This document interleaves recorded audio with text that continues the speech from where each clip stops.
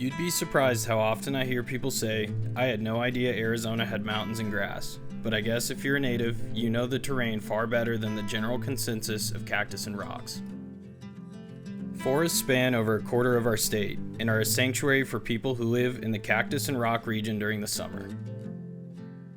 The Arizona White Mountains stand out far more than the Flagstaff and Upper Rim regions, in which, to me, those are flat, horizonless stretches of ponderosa forest, beautiful nonetheless.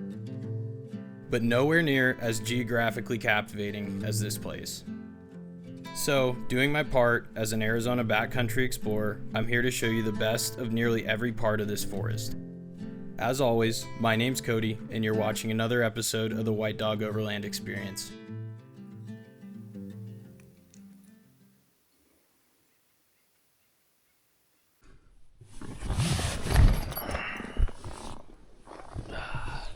Good morning, YouTube. Welcome back to another one. Apologies for putting my early morning ugly mug on the camera so early in this video, but it's about 6:30 in the morning. We are camped right now over the top of Nutrioso. Got Kyle out here. Got in last night fairly early, about 7 o'clock, 8 o'clock. Hung out with Jack, who's staying down in the bottom. He has a family cabin up here right now. And we got Hayden coming up this afternoon. Jack's going to meet us later today. We have about a 160-mile loop that we are going to start this morning. We're going to take this road back down into Alpine, get some breakfast at the Wallow Cafe, and then we are going to start this route. This dog just does not look pleased this morning. Come on, girl. And we're going to take you guys through the best spots of the White Mountains, because there are just some drop-dead gorgeous areas up here that not a lot of people touch on and not a lot of people know about. So stay tuned. We'll get on the trail and show you what we got.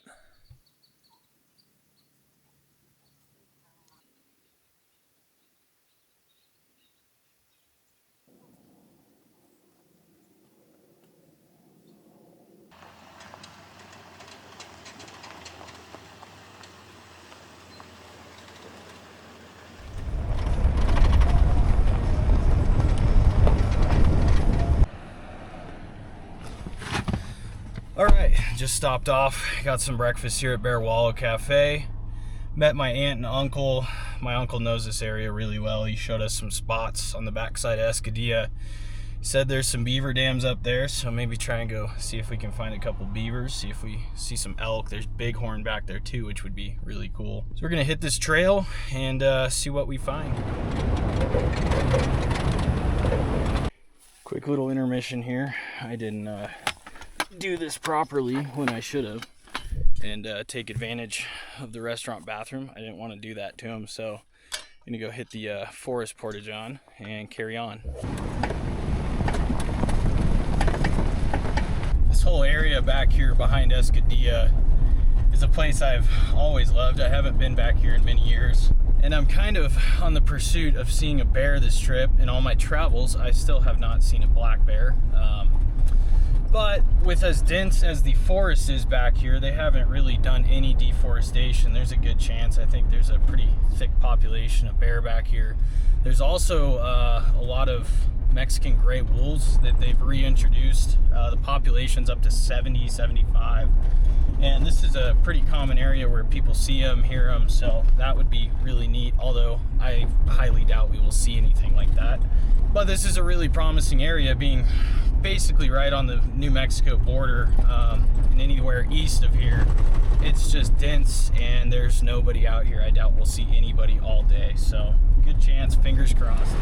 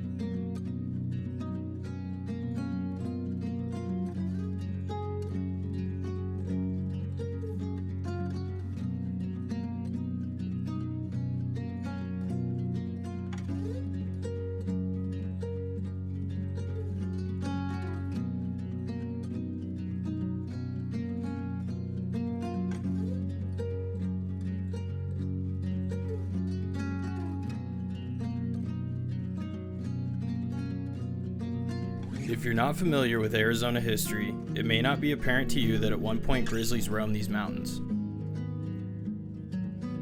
My favorite American expeditionist and conservationist, Aldo Leopold, explored the Escudilla region in the early 1900s, and in his write-up, the Sand County Almanac touched on this. In quote, life in Arizona was bounded underfoot by grama grass, overheaded by sky, and on the horizon by Escudilla.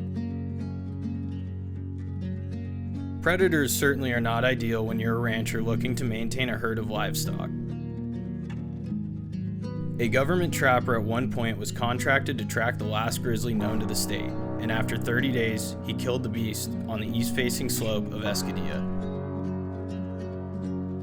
Leopold said that at the time, no one questioned killing predators, and this included the gray wolf, but he began to question the operation. Quote, it was only after we pondered these things that we began to wonder who wrote the rules of progress. Escudilla still hangs on the horizon, but when you see it, you no longer think of the bear. It's only a mountain now. By the late 1800s, elk had also been eradicated, and a herd from Yellowstone were transplanted near Escudilla in an attempt to reinstate the population. Aldo Leopold was the grandfather of wilderness conservatism, a man we must not forget when appreciating the beautiful herds of elk or pronghorn roaming the grasslands.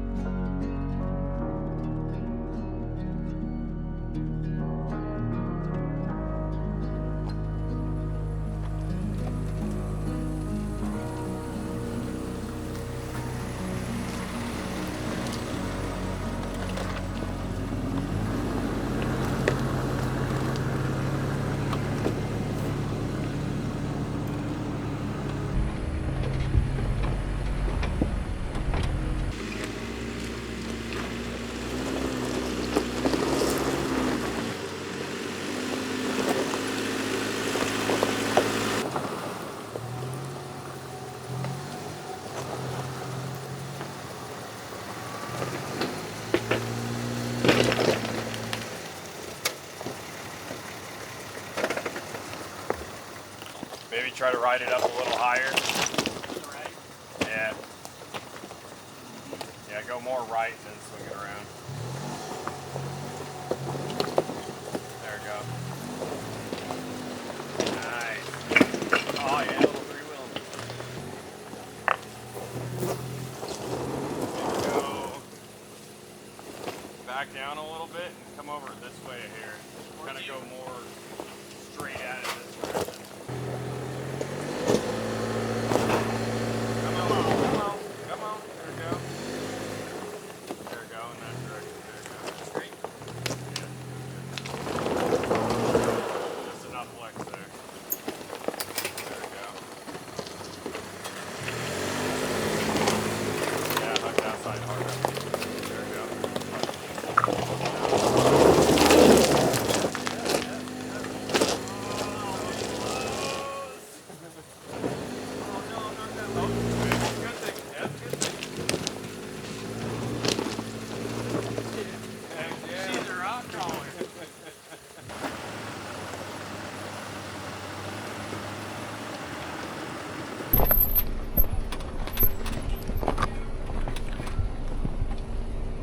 So this road is a lot slower going than I anticipated. This is rough and rocky. Go figure. It's not even marked on Onyx, and I don't usually do those kind of roads in this car, but that was about pushing this car to the absolute limit. As soon as this road kind of smooths out, it just gets right back into another tight rocky section. So we're just gonna keep plowing through here, and eventually we'll get where we're going.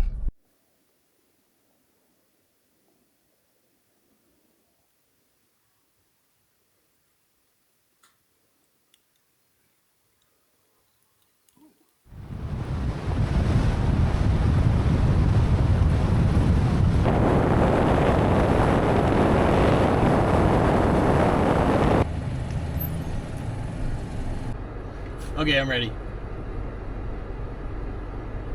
Go ahead. I'll do just an Arizona burrito. Okay, are you paying cash or card? I'll do card. Okay. Anything else? No, that's it. 1177. Thank you. Guys, sometimes the realities of overlanding is you don't bring any food and then you gotta go hit burritos, but I was taught well by Johnny, so shout out to you, Johnny. I'm following in your footsteps here. What's up?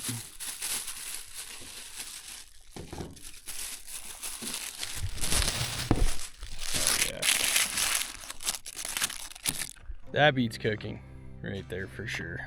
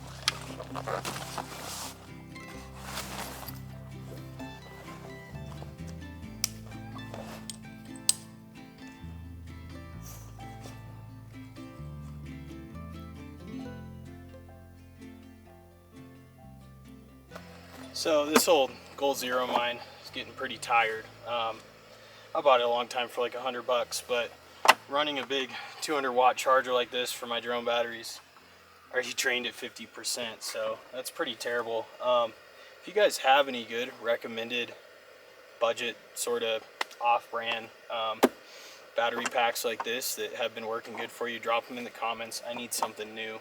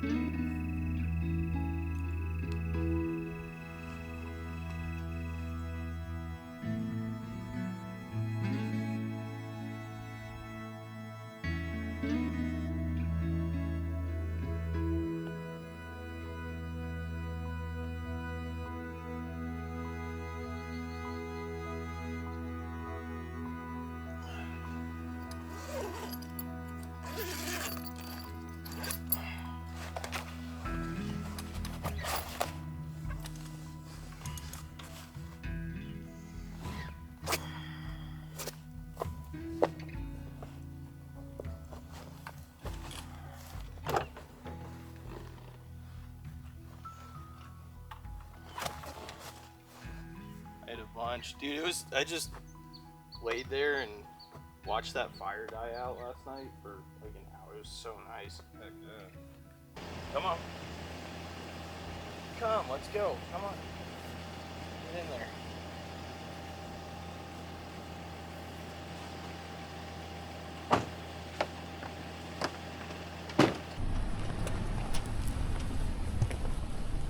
Alright, we are headed down off of this plateau.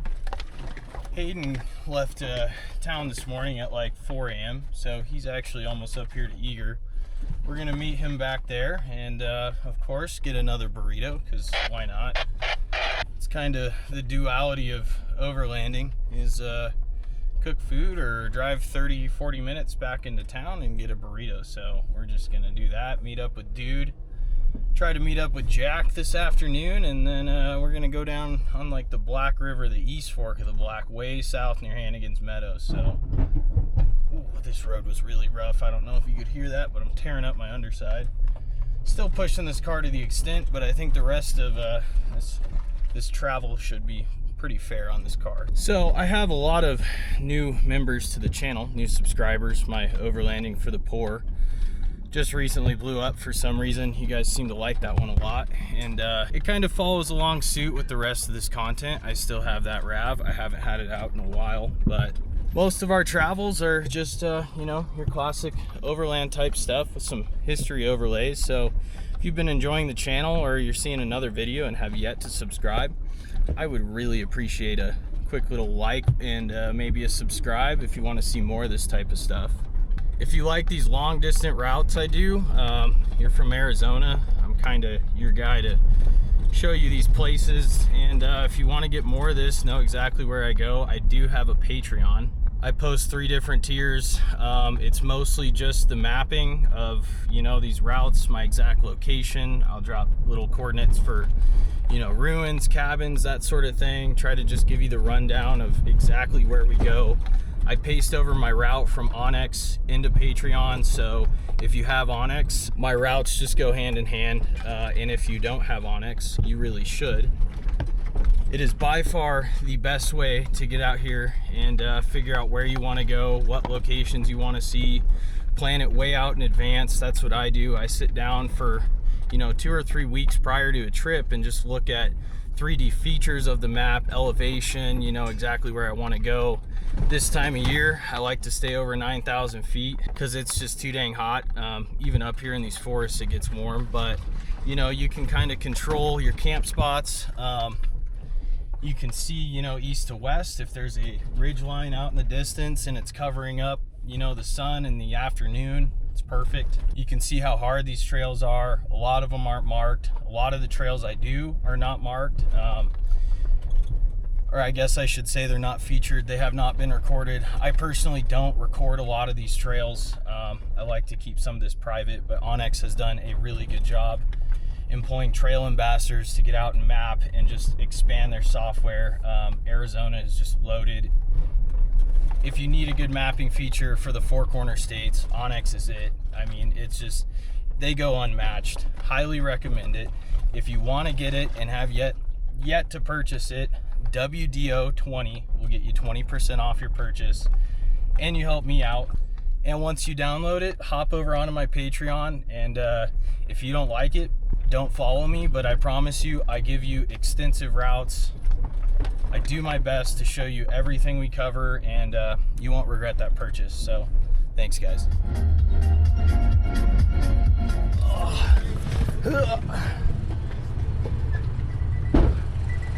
It's good. What up? How you doing? Did you eat yet? No. Sick. Go, Jack. He's coming. He's coming.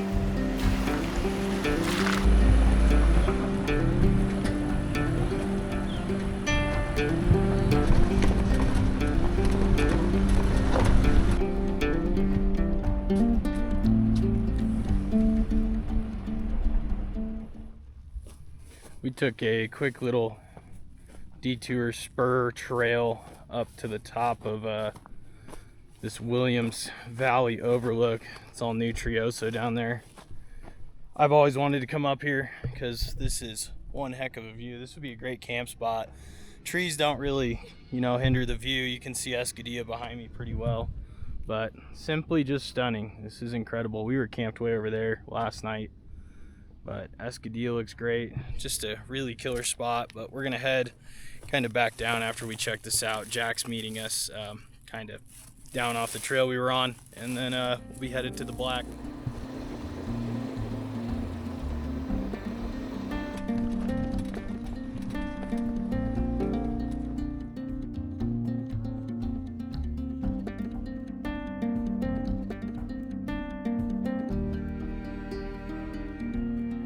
The trail we are headed up was, in 2011, the epicenter for Arizona's largest wildfire. The Wallow Fire ignited in early May, and within 2 months grew to over 500,000 acres. With the lack of forest management and perfect climate for the pine box forest to take off, Apache National Forest was a ticking time bomb.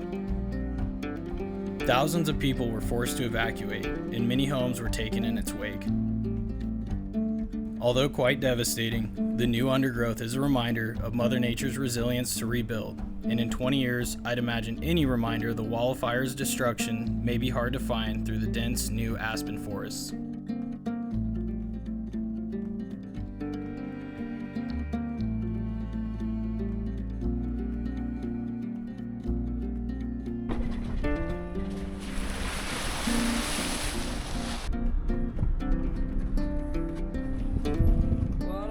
What's up, friends? How's it rolling? It's rolling. Dope. Cool razor. I know, man. Okay, back on the road. Hayden lost a caliper bolt and it was making his axle, or his wheel seize up, so we had to swap one over. And now we're headed back down to the Black. Gonna get on there. Kyle took off. He's got a date tonight, so he's gonna go hang out with his lady, and it's probably just gonna be the three of us this evening.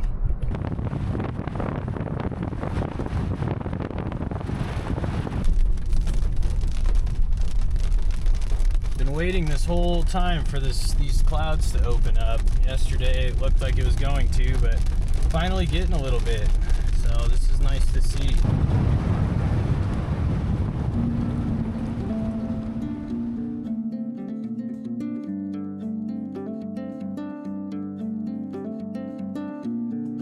In 1922, a man by the name of Oscar Schultz was in dire need of money to support his mother back in Germany.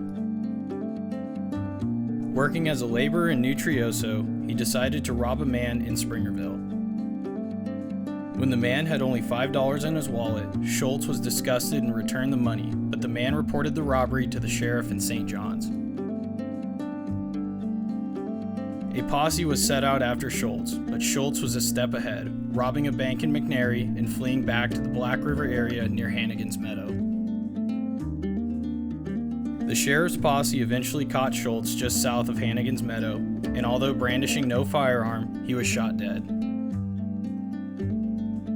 For reasons unknown, the posse decided not to return the man to Springerville and buried his body in a discreet grave along the Black River.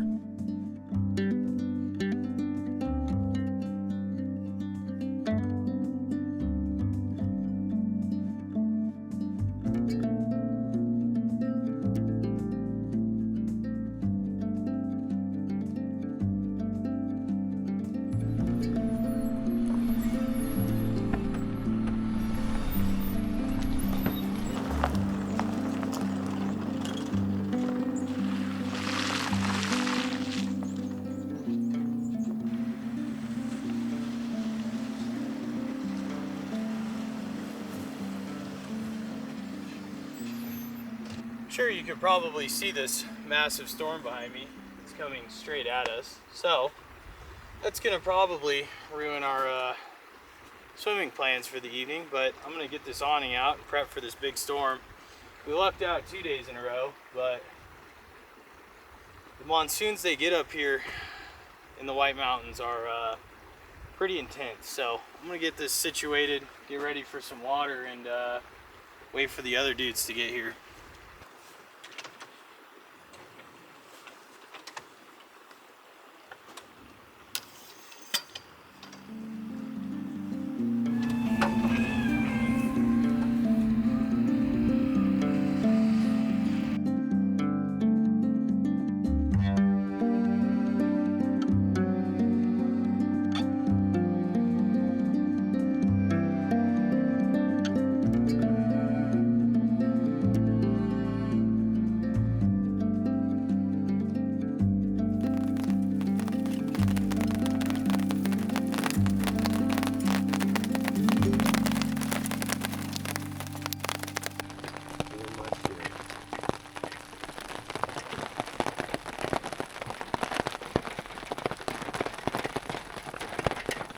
Well, this storm has gotten pretty bad at this point, and it's coming in pretty gnarly over there towards us. So we're getting a little creative here, getting a tarp up. This awning is not sufficient for a big blast that might be coming in shortly, so we're gonna tie this tarp off and try to stay dry.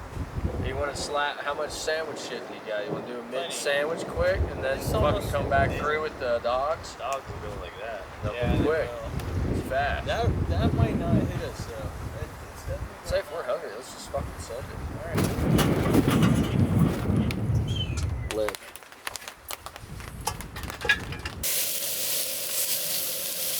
Eight wieners, 3 guys.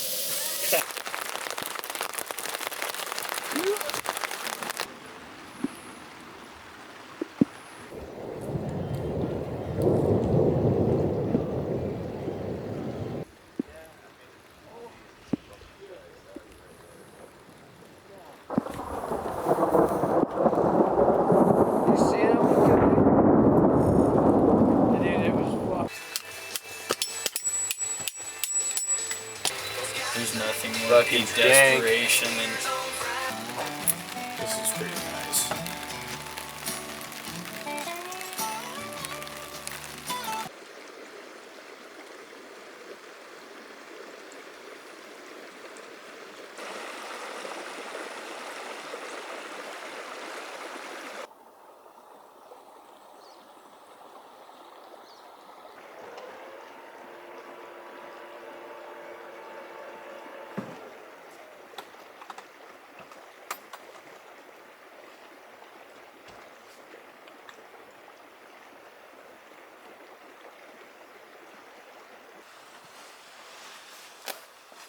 Good to know.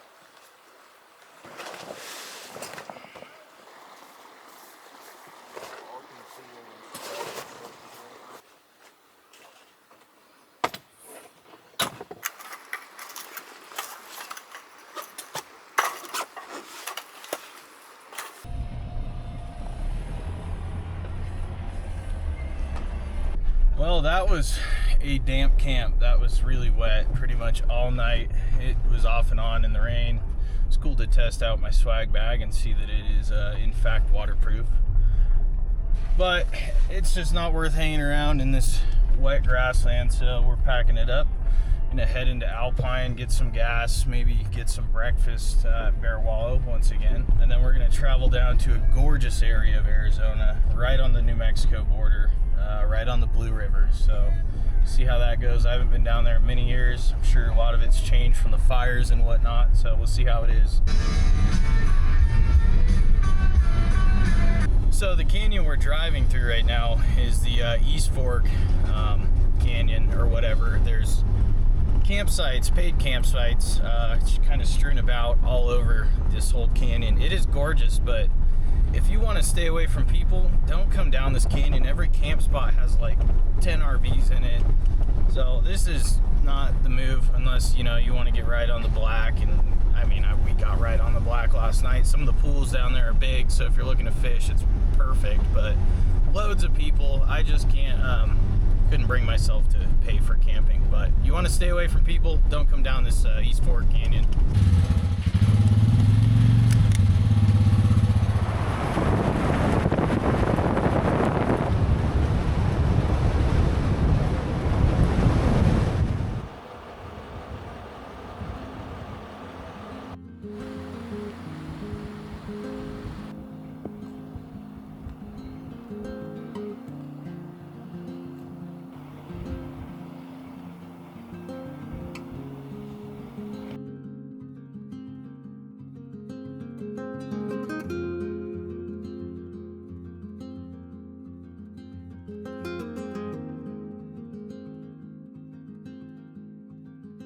We were inbound on our final camp spot of this trip, looking to get in early and enjoy some swimming before the afternoon rains came in. Our descent down the canyon drops from 8,500 feet to 6,800 feet along the Blue River, and our spot was only a few miles south of the unincorporated settlement of Blue, Arizona. Blue was first settled in 1884, serving as a ranching and mining town, and growing to a population of 500 in the early 1900s. Beautiful ranch steads were placed along both sides of the road, gorgeous cottonwoods and sycamores draping over dilapidated fences and old corrals, yet this area was still rather populated. Like many old ranch towns we visit, the decline in mining operations could no longer facilitate growth, and today, the area has roughly 25 to 30 residents. This is no surprise though. With the closest town of Alpine to the north 28 miles and a desolate stretch of land to the south, the Blue is quite isolated. This makes for the perfect area to enjoy a quiet afternoon along the river.